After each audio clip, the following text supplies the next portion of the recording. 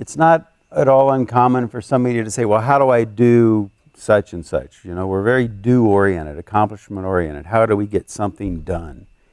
And usually we look for like steps, cookbook. Step 1, do this. Step 2, do that. And that's how you do something.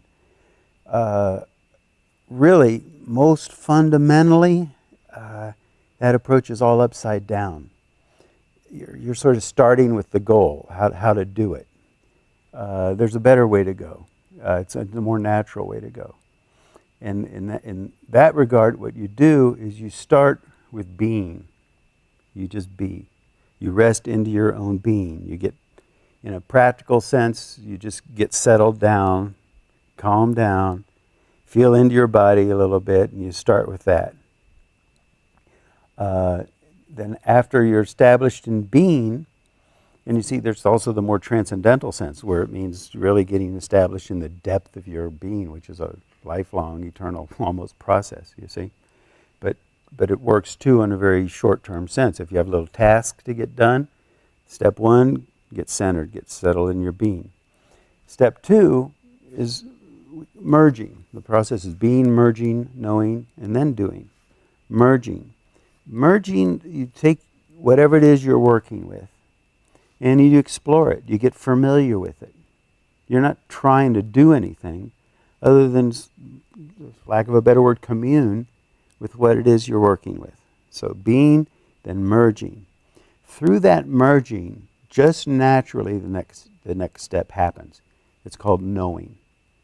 When you merge, when you work with, when you explore, when you sit with, when you look at, when you reflect upon, you start to know what it is you're dealing with. You start to come to know it. You start to come to understand it. Out of knowing, then naturally comes the doing.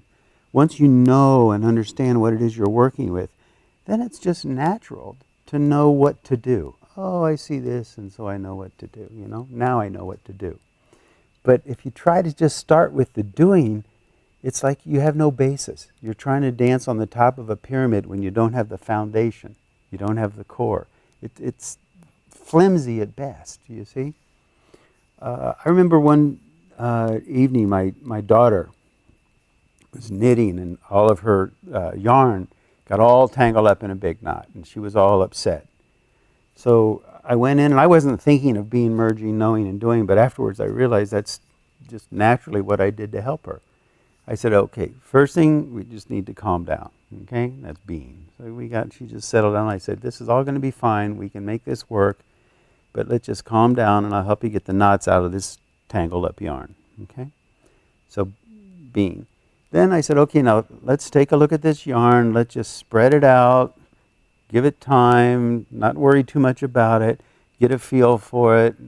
So we merged with it. After that merging, we came to know, we came to understand, we came to loosen it up. We started to move into doing. And as we did that, things just started to unfold. And then all of a sudden we discovered like a little, the end actually of the yarn. And we realize if we pull that, and it starts to undo some of these knots. So being, merging, knowing, and then it led to the doing.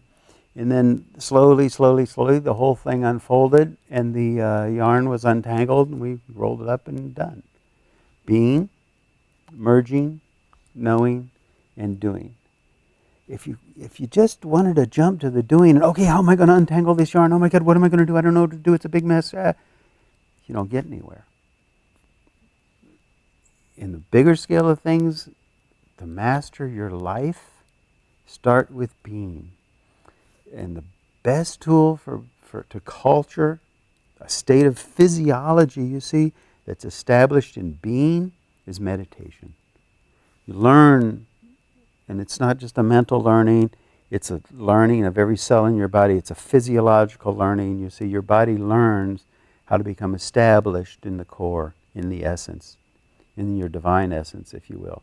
And then even in activity, you see, you function from that place without losing a sense of being. You see? Once you're established in being, it's quite natural to merge. When you hear someone talking, doesn't matter if they're in a good mood, bad word, whatever, you're anchored in being, and you come to understand them.